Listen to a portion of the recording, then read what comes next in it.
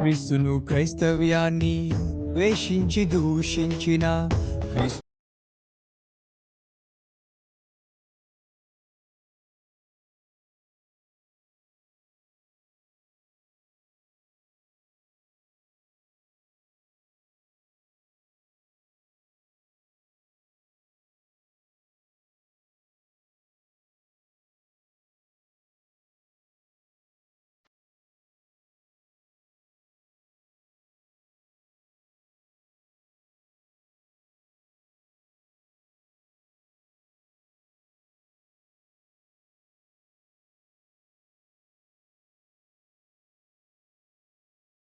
దేవుని యొక్క పరిశుద్ధ సన్నిధిలో మరొకసారి మనందరం కలిసి ఈ విధంగా ప్రభువుని స్తుతించడానికి ప్రభు చక్కటి సమయాన్ని ఇచ్చారు. అందరూ బట్టి ప్రభువుని స్తుతిస్తూ ఉన్నాను. అలాగే వచ్చిన అందరం బట్టి ప్రభువుని స్తుతిస్తూ ఉన్నాను. అలాగే చాలామంది టీవీలో వాక్యం వింటూ బలపడుతూ ఈ వారంలో మరీ ఎక్కువ సాక్ష్యాలు విన్నాను. ఈ వారం అంతా నేను బయట తిరిగినప్పుడు అలాగే చాలామంది ఫోన్ చేసి టీవీలో పరిచర్య వాక్య పరిచర్యను చూసి ఆశీర్వదింపబడిన వారు, దీవించబడిన వారు, అలాగే ఆత్మీయంగా బలపడుతున్న వారు చాలామంది ఫోన్ చేశారు. అలాగే వ్యక్తిగతంగా కలిసి వారి సాక్ష్యాలు పంచుకున్నప్పుడు చాలా సంతోషం అనిపించింది. ఎవరైతే మన టీవీ వర్తమానాల ద్వారా మరి బలపడుతూ ఉన్నారో దేవుడు వారిని ఇంకను బలపరిచి వారిని ఆశీర్వదించి స్థిరపరచునుగాక. అలాగే ఈ టీవీ పరిచర్య ఇంకా అనేక మందికి, వేలాది మందికి అందునట్లుగా మనం ప్రార్థన చేద్దాం. ఈ పరిచర్యలో, టీవీ పరిచర్యలో ప్రాముఖ్యంగా మరి చాలామంది గుప్పెలు తెరిచి సహకరిస్తున్నారు. అందును బట్టి వారిని అభినందిస్తూ వారిని దేవుడి దిక్కను దీవించాలని, అలాగే టీవీ పరిచర్యలో ప్రాముఖ్యంగా మనం ఇచ్చేటువంటి ధనాన్ని బట్టి కాదు కానీ ప్రాముఖ్యంగా నా మీద, మా మీద, మన మీద చక్కని అభిమానాన్ని చూపిస్తూ ఇంకా దేవుని పరిచర్యలో ముందు కొనసాగుదాం, దేవుని పని చేద్దాం. సంతోషంగా వారు దేవునికి స్తోత్రం. పోయిన వారు వాక్యం అయిన తర్వాత రాత్రి నేను ఇంటికి వెళ్ళి పండుకునేటువంటి సమయంలో, ప్రార్థన చేస్తున్నటువంటి సమయంలో ప్రభువుని అడిగాను, ప్రభువా ఈ వారానికి నా పని అయిపోయింది, మరలా వాక్యాన్ని అందించాలి కదా, మరి ఏ వాక్యాన్ని అందించాలి అని ప్రభువుని ముందు ప్రార్థన చేసి ప్రభువుని అడిగితే ప్రభు ఒక విచిత్రమైనటువంటి మాటను నాకు జ్ఞాపకం చేశారు.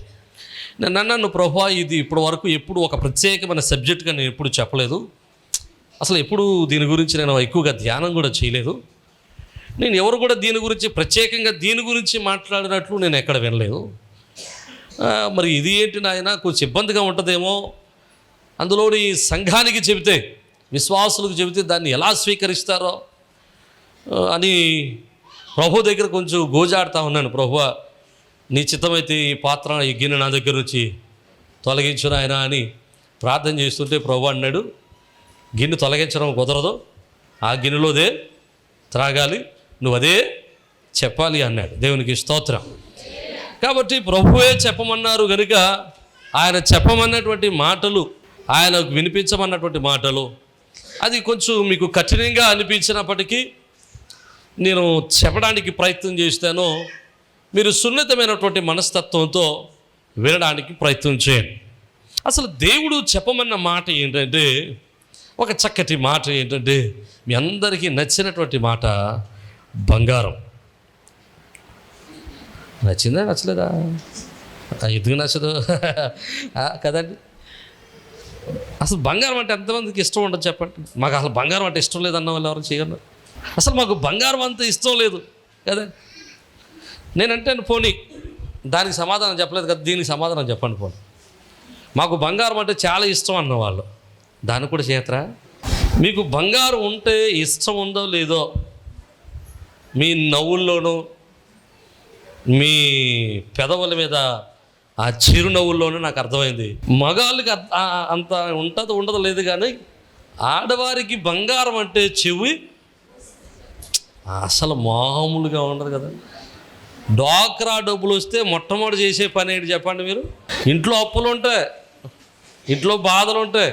భర్త అంటాడు, అమ్మా డ్వాక్రా వస్తుంది కదా, డబ్బులు ఇస్తే కొంచెం ఆ అప్పు తీరుస్తాను, ఇల్లు పని చేపిస్తాను అంటే ఈ తెల్లంటది నోర్మై నీ నువ్వు సావు, ఈ డబ్బులు అడిగావంటే ఊరుకునేది లేదు అని బంగారం కొట్టు దగ్గరికి వెళ్ళి బంగారాన్ని కొనుక్కొచ్చేస్తాయి. మీరు బంగారం కొంటున్నారా, వెండి రాగి కొంటున్నారా? మీరు బంగారం అనుకుంటున్నారు కానీ అందులో వెండి రాగి కూడా ఉంటుంది. దేవుని యొక్క వాక్యంలో ఈ బంగారం గురించినటువంటి విషయాన్ని నేను పరిశీలన చేయటం ప్రారంభించాను. అసలు ప్రభు బంగారం గురించి ఎందుకు చెప్పమన్నాడు? బంగారం ఉన్నటువంటి విశిష్టత ఏంటి? నేను బంగారం గురించి కొంచెం సెర్చ్ చేయటం ప్రారంభించాను. మరి ప్రభు చెప్పమన్నారు కదా అని చెప్పి బంగారం గురించి విశేషాలు నెతకటం ప్రారంభించాను. ప్రస్తుతానికి భూమి మీద ఉన్నటువంటి బంగారపు యొక్క విలువ ఎంత అంటే, ప్రస్తుతానికి భూమిలో ఉన్నటువంటి బంగారాన్ని తరివి తీసినటువంటి బంగారం ఎంత అంటే 1,87,200 టన్నుల బంగారాన్ని వెలికి తీశారు. అంటే 1,87,200 టన్నుల బంగారం ప్రపంచంలో ఉపయోగంలో ఉంది. అందులో 49% బంగారం గవర్నమెంటుల దగ్గర ఉంది. అంటే ఆయా దేశాల యొక్క గవర్నమెంటుల దగ్గర ఉంది. జాగ్రత్తగా పరిశీలన చేస్తే ఈ బంగారము అసలు ఎప్పుడు వాడుకలోనికి వచ్చింది అంటే, ఒక వెబ్సైట్ వాళ్ళు లేకపోతే ఒక సర్వే వాళ్ళు చెప్పిన మాట ఏంటంటే, మానవుని యొక్క సివిలైజేషన్ అంటే నాగరికత ప్రారంభము నుండి బంగారము వాడుకలో ఉన్నది అని చెప్తున్నారు. అంటే వాడుకలో ఉన్నటువంటి అతి పురాతనమైనటువంటి వస్తువు ఏదైనా ఉందంటే అది బంగారం. ఈ బంగారం అతి పురాతనంగా మానవ సివిలైజేషన్ లేదా నాగరికత ప్రారంభం నుండి ఈ బంగారము ప్రజలు వాడటం ప్రారంభిస్తూ ఉన్నారు. ఈ బంగారాన్ని ఇప్పుడంటే మనం ఆభరణాల కింద చెవులకి, ముక్కులకి, సవరాలకి, ఇంకెట్లకి కడతాం, ముక్కు పుడకలకి, ఈ ఏది సరిపోవట్లేదని మళ్ళీ ఎక్కడి నుంచి ఎలా కడతారు? మరి తగిలించుకోవటానికి ఏం లేదు కదా, మళ్ళీ ఎంటుకలు కూడా తగిలిస్తారు.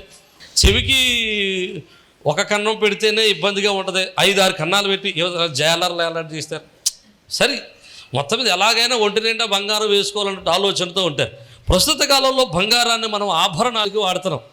కానీ పూర్వకాలంలో బంగారాన్ని ఎట్లా వాడేవారంటే మారక ద్రవ్యం కింద వాడేవారు. అంటే ఇది ఒక మనీ కింద వాడేవారు, డబ్బుల కింద వాడేవారు. నా దగ్గర ఇంత బంగారం ఉంది, నీకు ఇంత బంగారం ఇస్తారు, నాకు ఇంత ధాన్యమి, లేకపోతే ఇంత పాలి, లేకపోతే ఈ పశువులు అని చెప్పి మారక ద్రవ్య కింద ధనం కింద బంగారాన్ని పూర్వకాలం వాడుతూ ఉండేవారు. అలా వాడుతున్నటువంటి కాలంలో బంగారానికి విలువ పెరుగుతున్నప్పుడు బంగారపు నాణాలను తీసేసి ప్రభుత్వం వారు ఏం చేశారంటే, ఇంచుమించు 19వ శతాబ్దంలో అనుకుంటా, ఈ బంగారు నాణాలు, వెండి నాణాలు ఇవన్నీ తీసేసి ప్రభుత్వం వారు ఏం చేశారంటే పేపర్ నోట్లు ఇవ్వటం మొదలెట్టారు. జాగ్రత్తగా వినండి, మనందరికీ బంగారం ఎంత ప్రాముఖ్యమైందంటే మన కుటుంబంలోనే కాదు, దేశంలోనూ ప్రపంచంలోనూ ఉన్నటువంటి ప్రతి విధమైనటువంటి దేశ ఆర్థిక వ్యవస్థలను కంట్రోల్ చేసేది బంగారం. ఉదాహరణకి మీకు జ్ఞాపకం చేస్తాను, భారతదేశపు ఈ యొక్క రిజర్వ్ బ్యాంక్ సిస్టంలో, రిజర్వ్ బ్యాంక్ ఒక క్రమంలో ఒక సిస్టమ్ ఉంది. మనం అనుకుంటూ ఉంటాం గవర్నమెంట్ వాళ్ళకి ఇష్టం వచ్చిన డబ్బులు ముద్రించేసి ఇచ్చేయచ్చు కదా డబ్బులు లేనప్పుడు అని. అలా చేయడానికి లేదు. డాక్టర్ బిఆర్ అంబేద్కర్ గారు ఈ యొక్క రిజర్వ్ బ్యాంక్ సిస్టాన్ని రాసేటప్పుడు ఒక సిస్టాన్ని ఆయన అందులో ఇంప్లిమెంట్ చేశాడు. రిజర్వ్ బ్యాంక్ సిస్టాన్ని భారతదేశానికి పరిచయం చేసింది డాక్టర్ బిఆర్ అంబేద్కర్. ఓకే, అయితే ఈ సిస్టమ్ ఏంటంటే, ఒకవేళ ప్రభుత్వం కాక దేశంలో కొంత డబ్బును రిలీజ్ చేయాలనుకుంటే, కొత్త నోట్లు ప్రింట్ చేయాలనుకుంటే, ఆ ప్రింట్ చేసేటువంటి నోట్ ఎంత డబ్బు అయితే రిలీజ్ చేయాలనుకుంటున్నారో ఆ డబ్బులకు సరిపడినటువంటి బంగారాన్ని రిజర్వ్ బ్యాంకులో నిల్వ పెట్టాలి. అంటే రిజర్వ్ బ్యాంకులో బంగారం పెట్టి ఆ బంగారానికి బదులు డబ్బులు బయటకు తేవాలి. అంటే ఇప్పుడు చూడండి, మీ దగ్గర 10 రూపాయల కాగితమో 100 రూపాయల కాగితమో ఉన్నాయనుకోండి, లేకపోతే 500 కాగితం ఉందా, ఏ కాగితం ఉన్నా సరే, ఏ నోటు ఉన్నా సరే, ఆ నోటు మీద గవర్నర్ సంతకం ఉంటుంది. ఏమనంటాడంటే, ఇదిగో ఈ కాగితం ఎవరి దగ్గర అయితే ఉందో దీని మీద ఎంత అయితే ఉందో ఆ వాల్యూకి సరిపడిన వస్తూ ఇవ్వచ్చు, అది గ్యారెంటీ నాది అని గవర్నర్ సంతకం పెడతాడు. ఎందుకు ఆ గ్యారెంటీ గవర్నర్ ఇస్తాడంటే, ఆ 500 రూపాయల నోటుకి సరిపడినటువంటి బంగారము రిజర్వ్ బ్యాంకులో ఉంటుంది. అర్థమైంది అనుకుంటా. దేవునికి స్తోత్రం. అంటే ప్రపంచపు ఆర్థిక వ్యవస్థను కంట్రోల్ చేసేది ఇంచుమించు బంగారం అని చెప్పచ్చు. అయితే ఈ బంగారం ఇంత విలువ ఎందుకు అంటే, ఒకటి, బంగారం రస్ట్ పట్టదు, అంటే తుప్పు పట్టదు. బంగారం మేలిమి బంగారము తుప్పు పట్టదు. బంగారము పాడవదు, అసలు పాడైపోవడం అనేటువంటిది ఉండదు. ఇక మూడవది, బంగారానికి వాసన కానీ రుచి కానీ ఉండదు. బంగారం చాలా సున్నితమైనటువంటి మెటల్, చాలా సున్నితమైనది.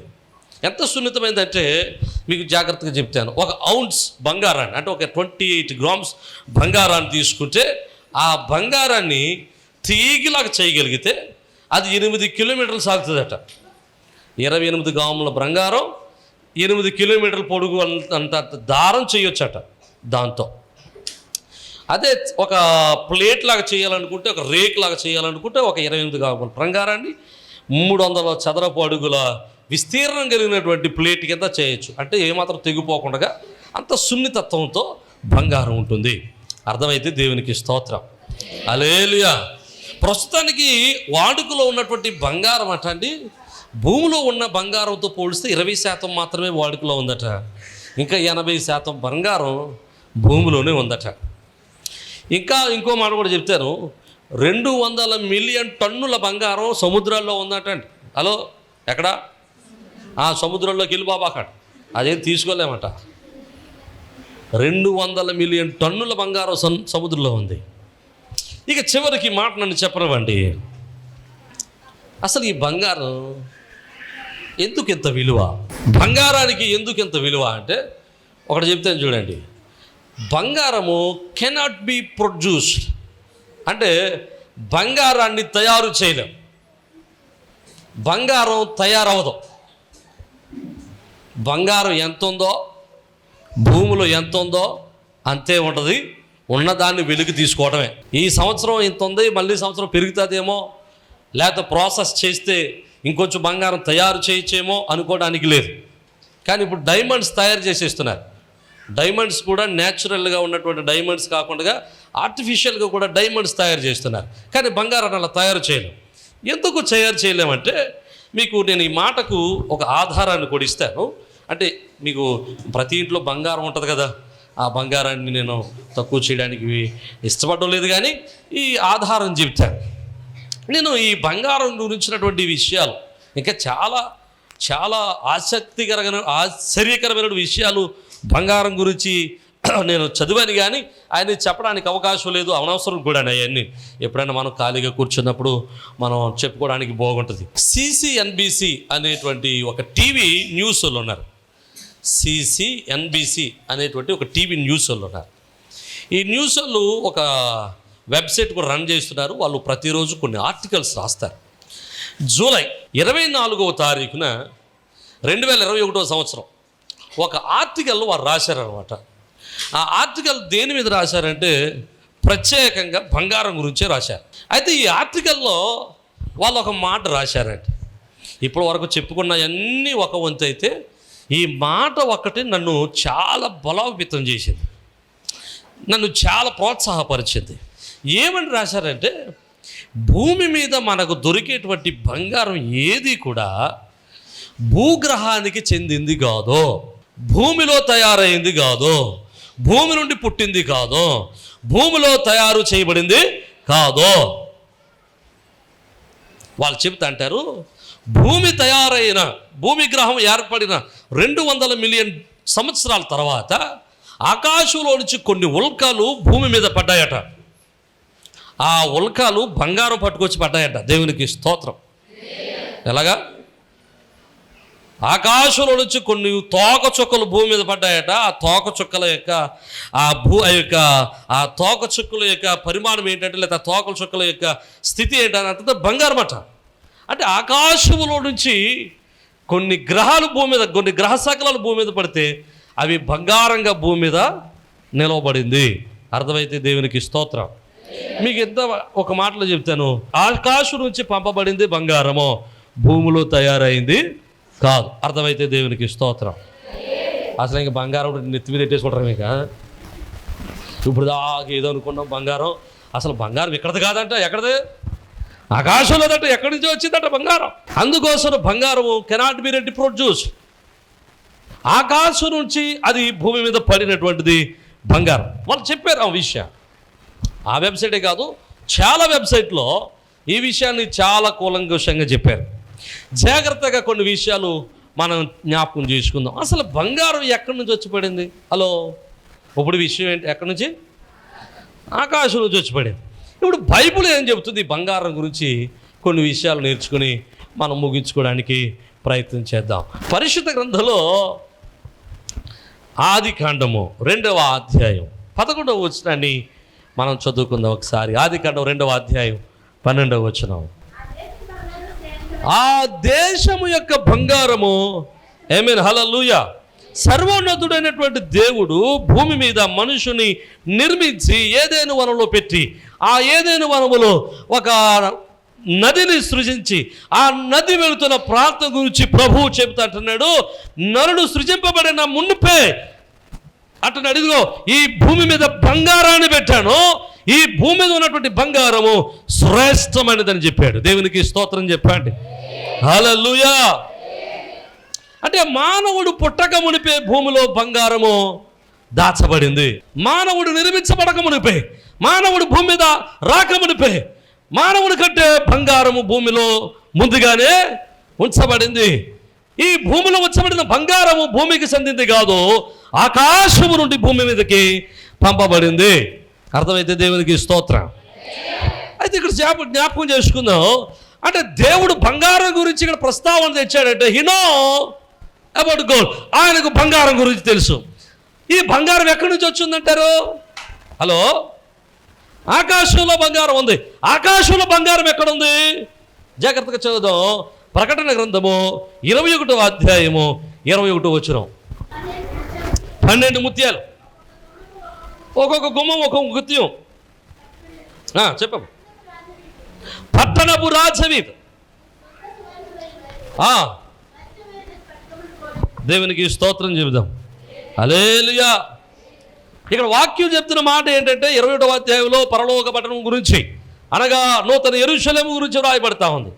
ఈ నూతన యెరూషలేము గురించి, పరలోక పట్టణం గురించి రాస్తున్నటువంటి ఈ సమయంలో అక్కడ చక్కటి మాట అంటాడు, ఆ పరలోక పట్టణములో, ఆ నూతన యెరూషలేములో వీధులన్నీ కూడా దేనితో తయారు చేయబడ్డాయట? సువర్ణముతో, అనగా శుద్ధి చేయబడిన స్వర్ణమైన సుందరమైన స్వచ్ఛమైన బంగారముతో తయారు చేయబడ్డాయి. దేవునికి స్తోత్రం చెప్పాలా? హల్లెలూయా. పరలోకంలో ఉన్నటువంటి వీధులు, పరలోకంలో ఉన్నటువంటి గదులు, పరలోకంలో మనకు దేవుడు కట్టేటువంటి ఇల్లులు, పరలోకంలో ఉన్నటువంటి దైవ సన్నిధి, పరలోకంలో ఉన్నటువంటి సమస్తమును కూడా దేవుడు దేనితో తయారు చేశాడు? ఇప్పుడు పరలోకం ఎప్పుడు తయారు చేశాడు దేవుడు? అసలు భూమి కానీ సృష్టిలో ఏది లేనప్పుడు పరలోకం ఉంది. మొట్టమొదటిగా ఉన్నదే పరలోకం. దేవునికి స్తోత్రం చెప్పు. హల్లెలూయా. సృష్టి ఏది లేనప్పుడు దేవుడు తనకు తానుగా ఉన్నవాడు, ఆయన తన పట్టణాన్ని పట్టుకున్నవాడు, ఆయన తనకు తానుగా తన పట్టణాన్ని కట్టినప్పుడు బంగారం వాడాడు. ఆయన శుద్ధమైన స్వచ్ఛమైన బంగారముతో ఆయన పట్టణాన్ని కట్టుకున్నాడు. హల్లెలూయా. నేనంటాను, ఆ పరలోకములో వాడేటువంటి బంగారాన్ని దేవుడు ఓ ముద్దాడేశాడు మనకి. దేవునికి స్తోత్రం చెప్పాలి. హల్లెలూయా. అంతే కదండి. పరలోకంలో రాజవీధులు, వీధులన్నీ, ఇల్లులన్నీ బంగారంతో కట్టేశాడు దేవుడు. ఓ చక్కటి పాట ఉంటుందండి, ప్రియా యేసు రాజును నీ చూచిన చాలు,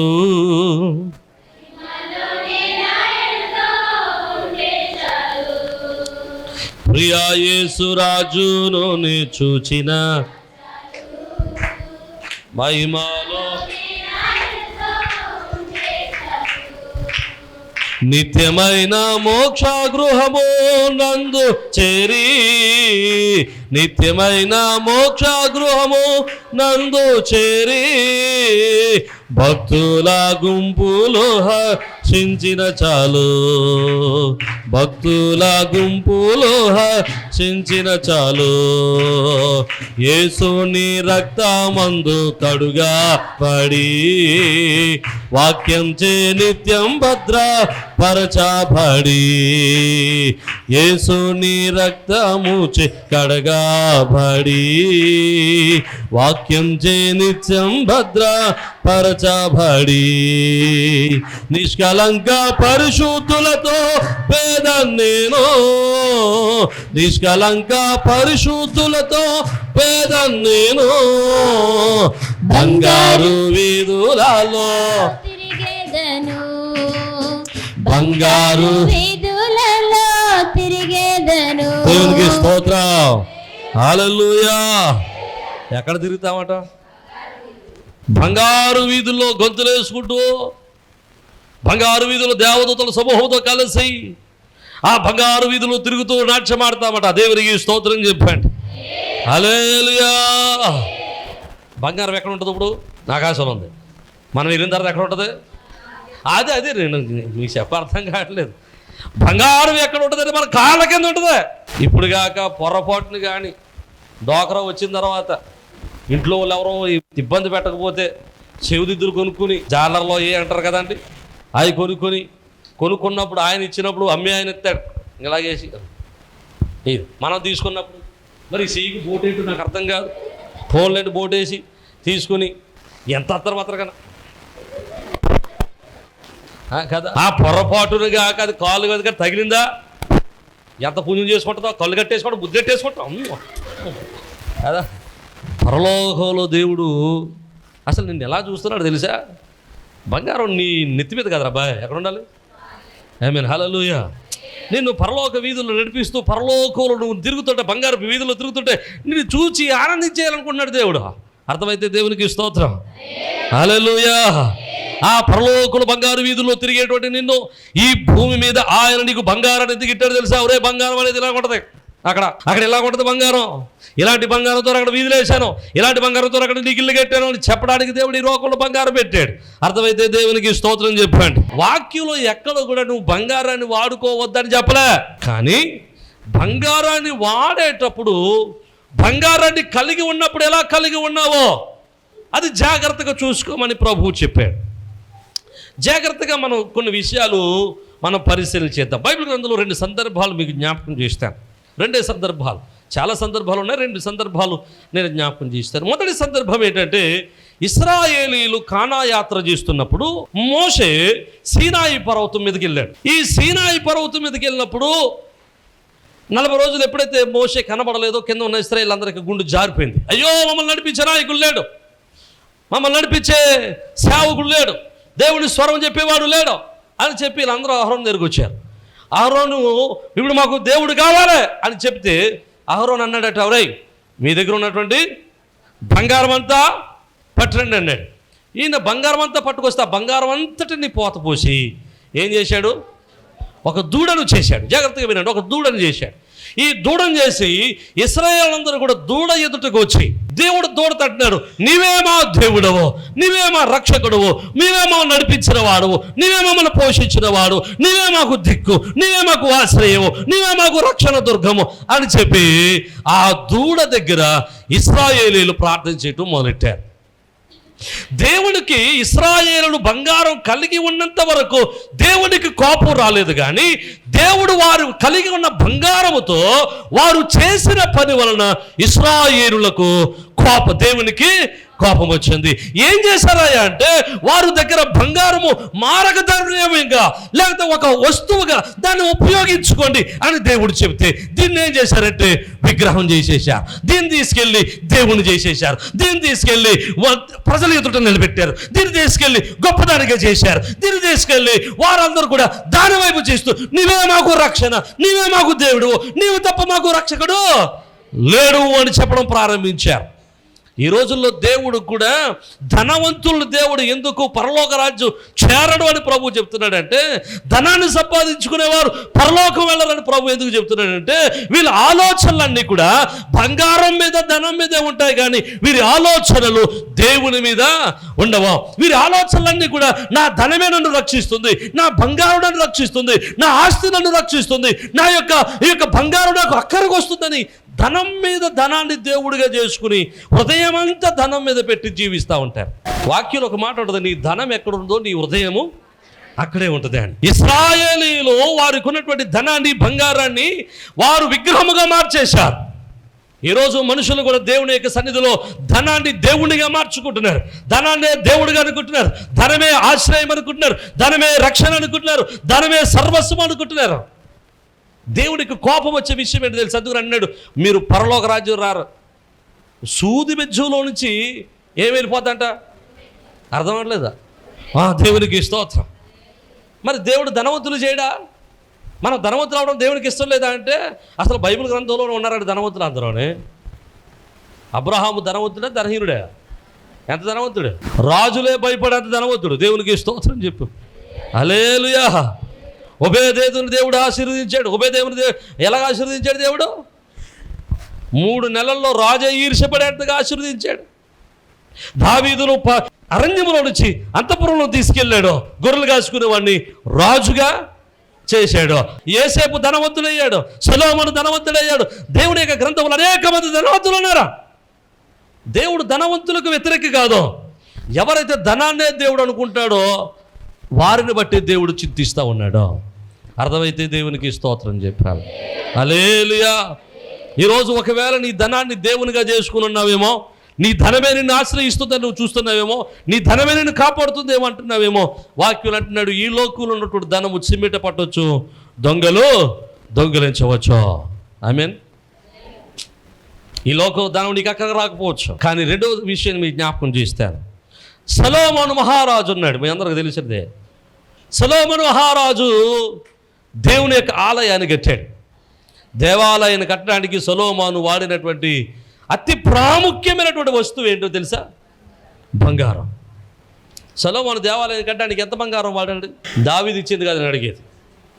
సొలొమోను కట్టినటువంటి బంగారం.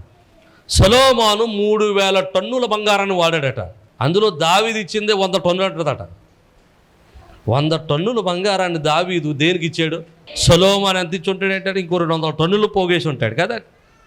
సొలొమోను 3000 టన్నుల బంగారాన్ని పట్టుకెళ్ళి దేవుని యొక్క ఆలయాన్ని కట్టడానికి ఉపయోగిస్తే దేవుడు సొలొమోనును దీవించడం ప్రారంభించాడు. ఎంతగా దీవించాడు తెలుసా? సొలొమోను ఇంటిలో ఉన్న పాత్రలన్నీ బంగారు పియే.